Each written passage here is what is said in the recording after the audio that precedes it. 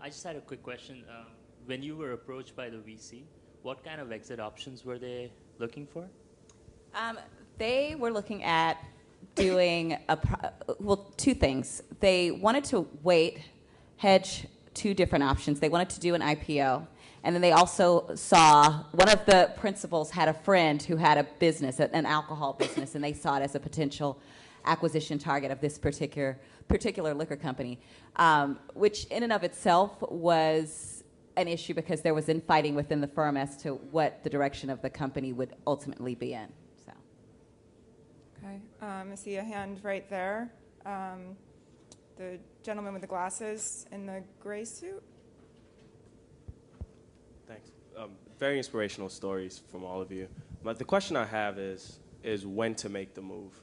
So I grew up in Ghana, moved to the U.S. for school, graduated from Harvard. We always wanted to go out there, and I've been doing some stuff back home. But there's always, you have everyone, a lot of older folks, I'll tell you, get the experience, work a little bit, get your MBA from HBS or whatever, work some more, and then move back. Versus your inner entrepreneurial drive to just want to just jump out there. And yet there are the pragmatic realities of being an entrepreneur in Africa where, you need that credibility, you need the funds, there's a lot of, it's much harder to be an entrepreneur back home versus being an entrepreneur in the US. And so what are your thoughts on when do you move back? When is gathering enough experience enough? And how much credibility do you need before you move back? It's a great question. Who wants to take it? I'm operating in Ghana, so I think I'll use the Ghana connection and answer that question. I see two parts in your questions, really. The first part is, when is the right time to make the entrepreneurial move, to be an entrepreneur? And then the second part, which is true for anyone from the diaspora, is when is the right time to go back home? Did I get it right? Okay. The first one, I think, is what I call the psychological clock. It's the clock that's in your head that really tells you when you're ready. And there were certain criteria that I was looking for, but it could be summed up in one word, which is really credibility. At what point can I sit down in front of the other party and make a pitch and be credible enough so that the person, will really sign the check for me? For me, that was really my psychological clock. Now, when do you, make the move back home? You have different criteria, different variables to consider. The one is really where's the real capital? Where can you get the capital much easily?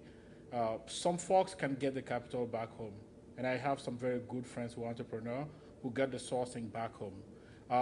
The type of ventures that I was looking for, I couldn't get the capital back home, so I found my capital here. So, depending on that, where you're getting the capital, and then what is the stage of your company? How quickly are you scaling up? If you scale up quickly enough to generate enough revenue to support, all the what is needed for you to make the move, then yes, it makes sense. Otherwise, you have to really work out the timing. Does anyone else want to answer that question before we move on? Okay. Somebody from this side of the room. The gentleman with a white shirt and the glasses.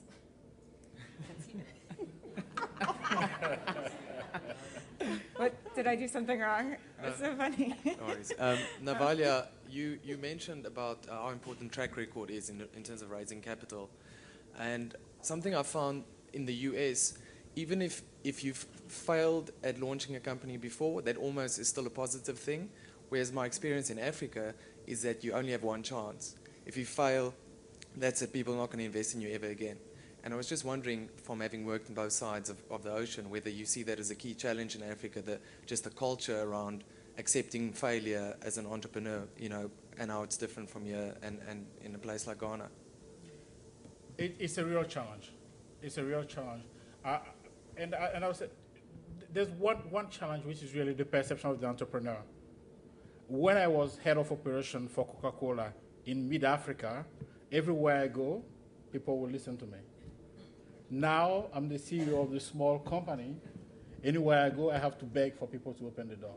So it's really, I mean, it's a reality. And if you fail, finding the way to start up at the local level would be even more challenging. And that's where, when I was talking about the psychological clock, one of the criteria for me was, what is my partner, the best alternative to failing. And education becomes really the key point for me. I think my point is, okay, I have a corporate experience. I have an MBA from Harvard. If I fail, I might be able to get a job somewhere. And I might come to look for a job with you guys. The gentleman with the glasses behind the one with the white shirt and the blue shirt. I guess my interest is, you talked about funding from venture capital and wherever. To what extent have you found any corporations interested in what you're all doing, from the perspective that corporations are clearly trying to find the right ways to do business in Africa?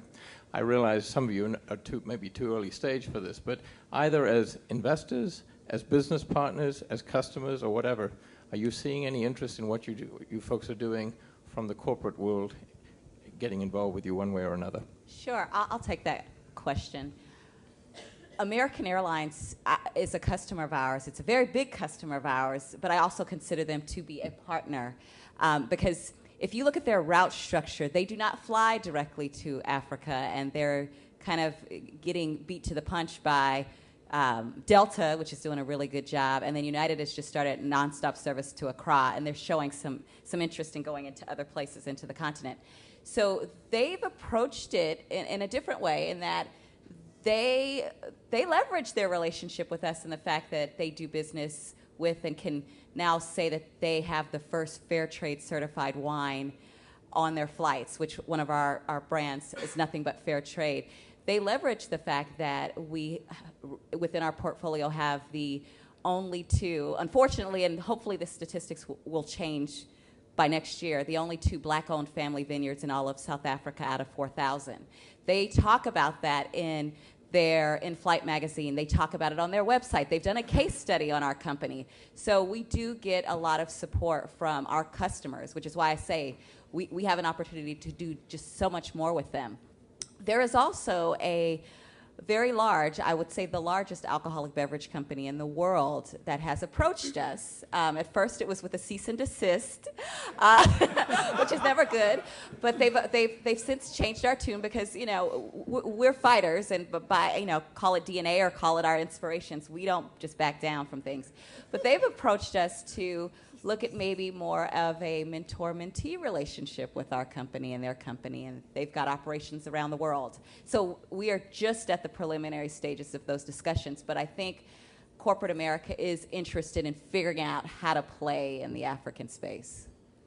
And to build up on that, that's exactly the whole point when I was talking about this niche of really trying and focusing on these African brands, that then the rest of the world, by working with us, whether we are suppliers of theirs or we are brands that they're selling in their stores or in their planes or anything like that, that's the exact niche I'm talking about. They're all so interested in, there is a demand for African brands right now in the world. And when you have a folk from Sephora telling you, we are definitely looking for an African brand to have in our stores, but the problem is we're not seeing anything that's well executed yet, then that tells you my whole thing with this niche. And it's a huge niche, and authenticity is key, which is what you were saying, black-owned companies, family-owned, that's asset right there. So it just goes back to building on what you're saying. And that's, I think, how the corporations around the world are finding a way to primarily work with African companies and Africans in general.